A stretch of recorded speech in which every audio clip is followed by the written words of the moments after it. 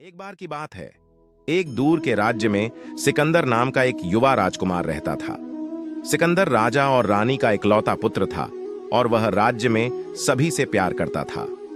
वह एक सुंदर और दयालु राजकुमार था जिसे अपनी प्रजा से गहरा प्रेम था। सिकंदर के पास वह सब कुछ था जो एक युवा राजकुमार चाहता है, सिवाय एक चीज के, साहसिक कार्य।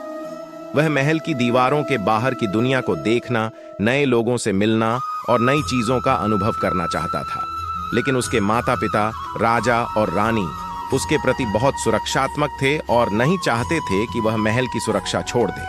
लेकिन सिकंदर साहसिक कार्य करने के लिए दृढ़ था और वह अपने माता पिता को उसे रोकने नहीं दे रहा था। इसलिए एक दिन उसने महल से चुपके से बाहर निकलने और अपने लिए दुनिया देखने का फैसला किया।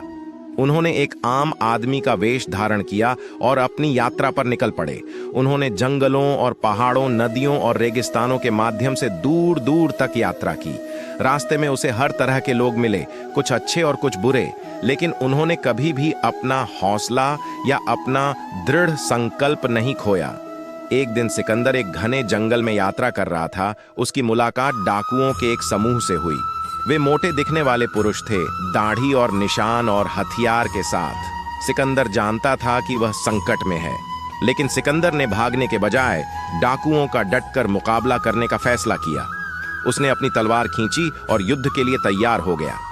डाकुओं ने उस पर हंसा, यह सोचकर कि वह केवल एक कमजोर और मूर्ख युवक था। लेकिन सिकंदर ने उन सबको चौंका दिया।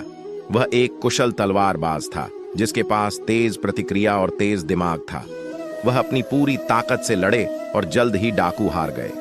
वे जमीन पर लेट गए, हार गए और दीन हो गए।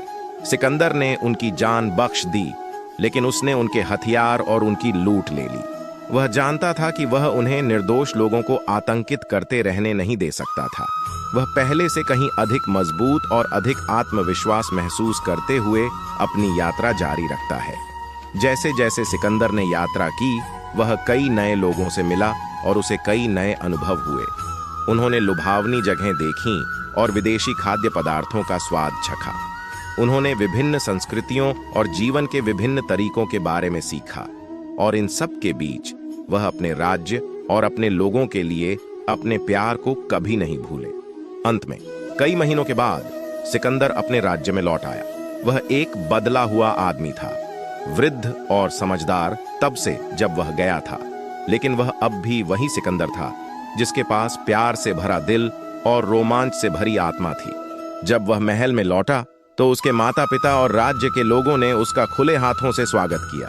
वे उसके साहस की कहानियों से चकित थे और उस आदमी पर गर्व करते थे जो वह बन गया।